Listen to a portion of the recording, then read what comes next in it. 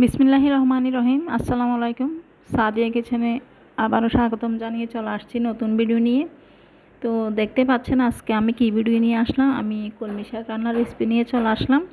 তো দুপুরে এভাবে শাক ভাজি করে খেয়ে নেবেন, অনেক স্বাদের। আমার মতো করে একবার ট্রাই করে দেখবেন। তো চলুন রান্নাটা শুরু করেই। আমি এখানে শাকগুলো ফ্রেশ করে দিয়ে বেছে নিয়েছি। এখন চুলার পর্যায়ে চলে আসছি। চুলায় একটা কড়াই বসিয়ে দিয়ে পরিমাণ মতো তেল দিয়ে দিলাম। এখন দিয়ে দিচ্ছি পেঁয়াজ, রসুন, শুকনো মরিচ। আমি একটু এগুলো ভেজে নিব লাল লাল করে। আমি সব উপকরণ একসাথে দিয়ে দিলাম।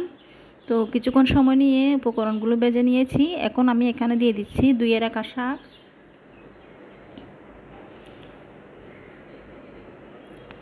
শাকগুলো দিয়ে আমি ঢাকনাটা লাগিয়ে দিলাম। লবণটা কিছুক্ষণ পরে দেব। তো একটু নরম হয়ে আসছে। এখন আমি উল্টিয়ে পাল্টিয়ে মশলা পাতির সাথে মিশিয়ে নিচ্ছি।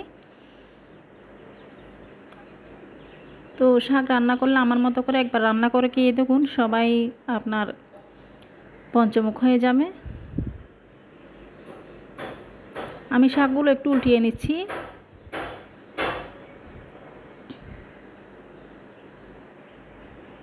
আমার কলমি শাক এভাবে রান্না করলে অনেক ভালো লাগে, তাই আপনাদের মাঝে শেয়ার করলাম। তো আমার শাক রান্না প্রায় শেষ মুহূর্তে। আমি একটু নেড়ে ছেড়ে এখন আমি স্বাদ মতো লবণ দিয়ে দিব।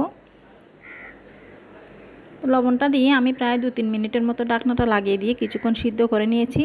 এখন আমি একটা প্লেটে আপনাদের সার্ভ করে দেখাচ্ছি।